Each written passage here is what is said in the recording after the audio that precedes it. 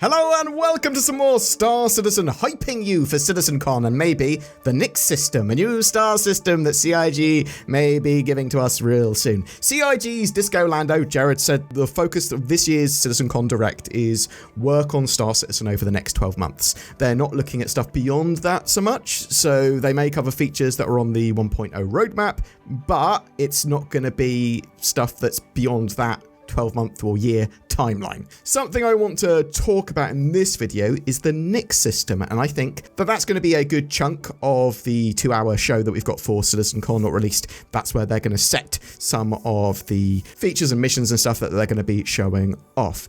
I think personally that we're going to have the Nix system in our hands in a live build or a PTU build by the end of the year. Let's talk about what the Nix system is, what we might get with it, what CIG have talked about already with it. In the 1.0 roadmap, the Nix system is described as an unclaimed planetary system situated at the border of an unusually dense and dark stellar cloud. It consists of an F-type main star orbited by 3 planets and an asteroid belt. We know that CIG have recently been working on Eslin Macken, the ATC flight controller for Levski, and there have also been some leaks and rumours about that too.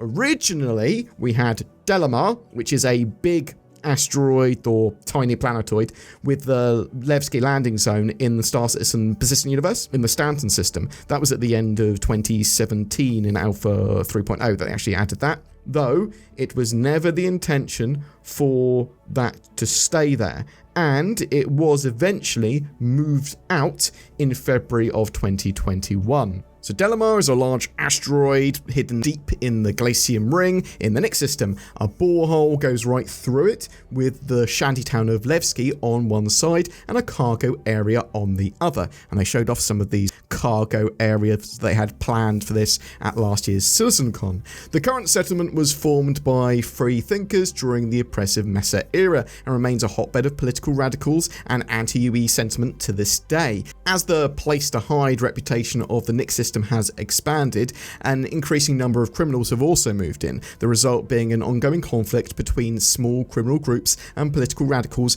who feel that outright illegal activities undermine their message. Delamar can be visited by anyone passing through the system, although there is a strong sense of paranoia. Everyone involved in running the station seems perpetually afraid of a massive police raid, which they believe is constantly moments away from happening. The truth is that the planetoid is so well hidden and so difficult to reach that the UE has never seriously considered dispatching forces to eliminate it, not to mention the fact that the dissidents remaining are fairly toothless, generally coming off in the media as protesting the government simply for the sake of protesting. There have been a variety of mission givers that CIG have had positioned at Levski before they removed it, and there's a load of stuff that they've got ready for this area, for Nix, for Levski, for Delamar. Levski, this mining facility was abandoned for years before UE refugees took up residence. Dedicated to creating an egalitarian society, the People's Alliance wanted to build the kind of community that the Messers had taken away. Levski has evolved it into a self-sustaining port of political activists and those wishing to escape the eye of the Empire. So this is very like revolutionary place. People that are potentially are kind of lawful but don't like the UEE's form of law. Nix is connected to the Pyro system with a jump point, but also the Odin system, and so that's relevant because the Odin system is where Squadron 42 is largely set. Nix is supposed to be pretty similar to Pyro in a lot of ways, gameplay mechanically. There's very little or no law or security there. It's eventually planned to have base and station warfare like Pyro. Players fighting over planetary shields and people's stations, high-value bases. It's a high risk of PvP there. It's high risk, high reward as a zone to go into. So even a while ago, there was a load of work that had gone into Delamar and Levski, so I'd have expected that to evolve quite a bit by now. There's also 3 planets in the system, all of which are relatively simple. We know the lore and the plans that they used to be for them anyway. This could have changed a bit, like with Pyro. Nix 1 is the first planet in the Nix system, a coreless, heat-swept world that was long ago picked clean of valuable minerals. Soon after the system was discovered, a routine survey revealed the presence of high-grade metals beneath the planet's surface. Once word got out, the planet briefly became the focus of military-backed mining contracts with Gold Horizon. Oh, that was an FPS level, wasn't it? And within 50 years, the planet was completely stripped of its resources and its material wealth, shipped off to Killian to help supply the Empire's growing war efforts. By 2630, Nix 1 had been rendered permanently useless, and little evidence of human habitation remained. As I said, that may have changed somewhat by the time we actually see all of this stuff. Nix 2 is a smoggy, desolate world that was once considered an edge case for terraforming. The clouds of acid and carbon dioxide surround the world, and the planet is technically teetering to the inner edge of the system's green band. Nevertheless, a serious study was conducted as to whether it could or could not be made habitable. The end result was that it could, but it would take generations of effort and provide little reward beyond the creation of a base particularly well hidden by nebula gases. EVA on the planet itself is lethal. Even if explorers are protected from the corrosive elements, they will be unable to function in the high-pressure atmosphere. Nix 3 is an ice giant and the final planet in the Nix system. It's located far from the sun's light, a massive ball of frozen water and ammonia vapor. Nix 3 has only seen minimal resource extraction owing to the hazardous work conditions in the planet's dangerous atmosphere. Its stormy atmosphere is comprised mainly of ammonia and water vapor, and an ocean of supercritical water surrounds the planet's rocky core. High, dangerous winds prevent miners from extracting resources. So when we look at the sort of low-hanging fruit of additions to Star Citizen, the Nix system is probably the way you'd go, right? They've got planets that are pretty basic for the most part, although, as I said, they might have evolved them somewhat. You've got Levski and Delamar that's already been worked on quite a bit. I just think it's highly likely that we're going to see Nix by the end of the year, and yeah, it will be a big highlight of this year's CitizenCon, almost certainly. Might be wrong. Some other things I think will help differentiate that star system is we know that the Vandal are likely going to be active in this system. We know there are Vandal ships and updates that CIG have been working on more than just for Squadron 42's needs. This is a great way of differentiating the system from Pyro, having the Vandal there. I'm also personally thinking that this is going to come with a load of updates to the Vandal ships at the same time. So they go, look, Vandal are here, let's update the Scythe and the Glaive. Having another star system is going to be absolutely fantastic for the economy, for gameplay, for players that want to do more stuff.